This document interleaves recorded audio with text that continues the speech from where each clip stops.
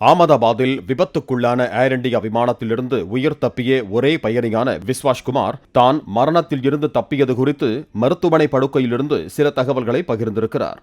தான் விமானத்தில் அமர்ந்திருந்த பகுதி மருத்துவக் கல்லூரியின் மீது மோதாமல் தரைதளத்தை அடைந்ததாகவும் தனது இருக்கை இருந்த பகுதிக்கும் தரைதளத்திற்கும் இடையே இடைவெளி இருந்ததாகவும் கூறியுள்ளார்.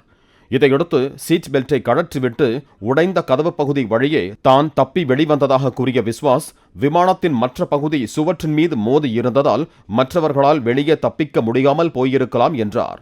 விமானம் புறப்பட்ட 5 முதல் 10 வினாடிகளில் அதில் கோளாறு ஏற்பட்டிருப்பதை அனைவரும் உணர்ந்ததாகவும் வேகமாக டேக் ஆஃப் ஆன உடனேயே மருத்துவக் கல்லூரி விடுதியில் விழுந்ததாகவும் விபத்தை அவர் விவரித்தார்.